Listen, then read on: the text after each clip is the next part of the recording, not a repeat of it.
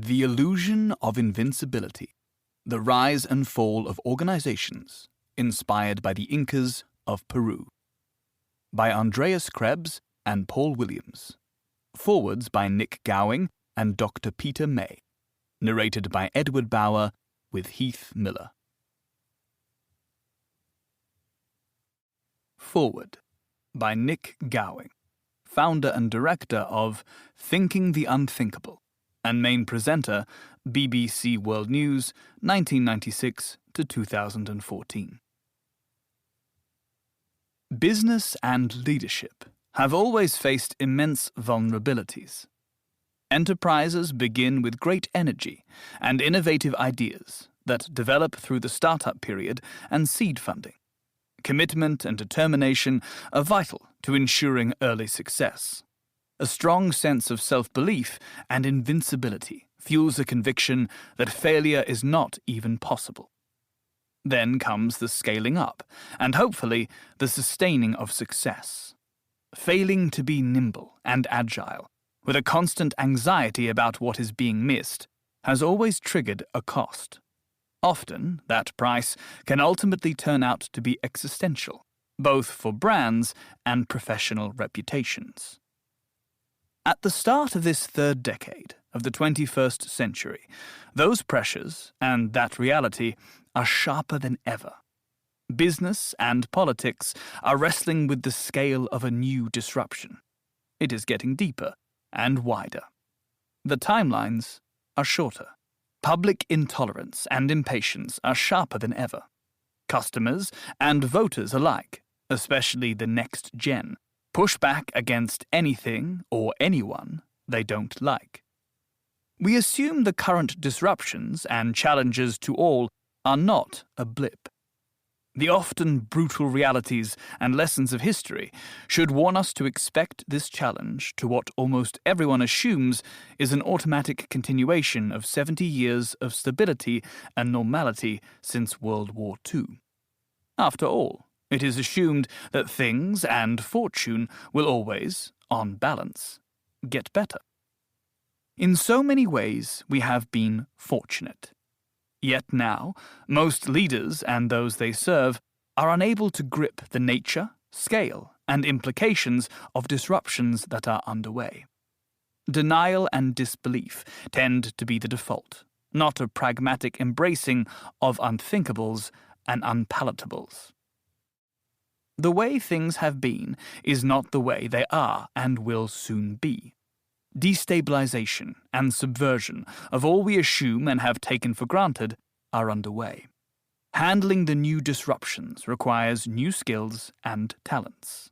But leaders, who largely qualified for the top by conforming, are neither skilled nor prepared for what needs to be a profound, earth-shaking change in their approach. Conformity that qualified them for the top disqualifies them from providing the leadership needed. This is why this reality check, assembled by Andreas Krebs and Paul Williams, is so intriguing. Their comparison of 21st century leadership vulnerabilities with how the Inca Empire first grew at an extraordinary rate to dominate South America, then imploded ignominiously, is both sobering and inspiring.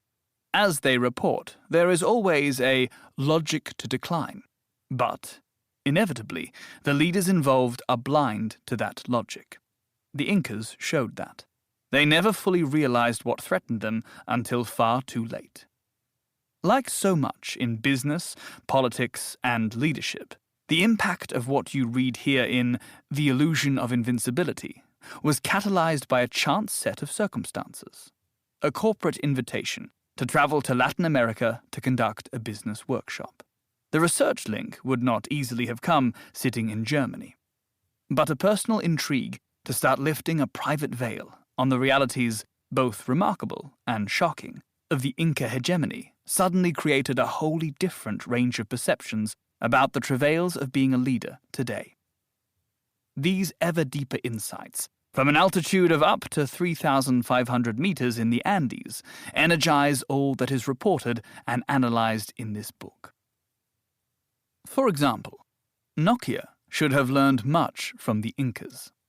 The company's breathtaking journey from forestry and manufacturing rubber boots in Finland to being a world leader in mobile phones. Then its crash into ignominy, with little value, in a corporate fire sale, matched the rise and fall of the Incas. Authoritarian leadership, over-ambition, conceit, and hubris marked the record of both. Even Jeff Bezos of Amazon concedes that, one day, the mega-global e-retailer he created will fail. Probably because of blindness on the part of leadership to the fragilities created by success and inflated self-belief within one of the world's largest corporations. The overarching message from the Incas for leaders is that there must be a stress test for your egos. So review urgently your approach to HR. Review also who you seek to work with and who you seek to work for you. And think early enough about who and what comes next after you have left the company. It takes cunning and intellectual gymnastics to draw cogent lessons for present-day leaders from the brutality, unbridled self-confidence, and uncontrolled egos of a South American empire at the height of its dominance 500 years ago.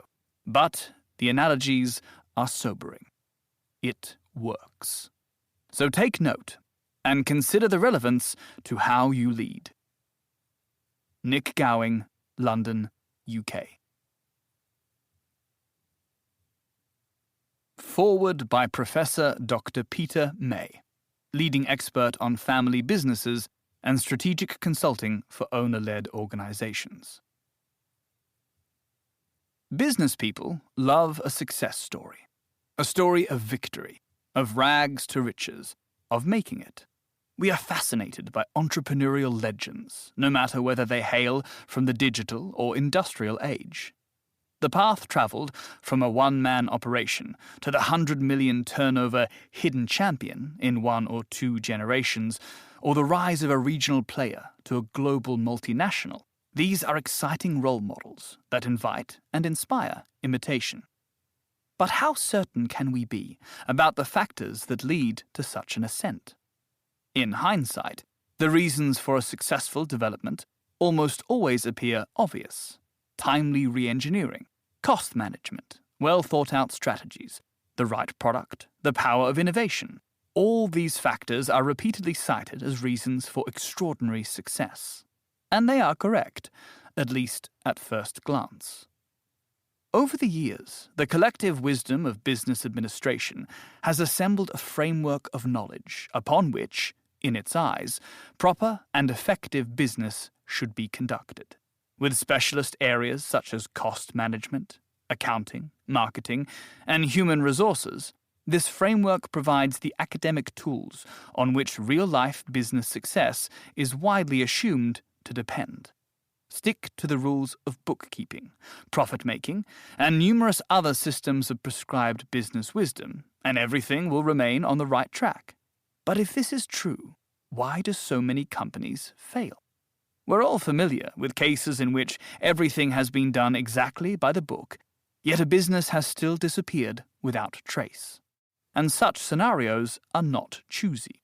They can strike the mid-sized engineering company or the multi-billion-dollar corporation just as readily as the small business around the corner.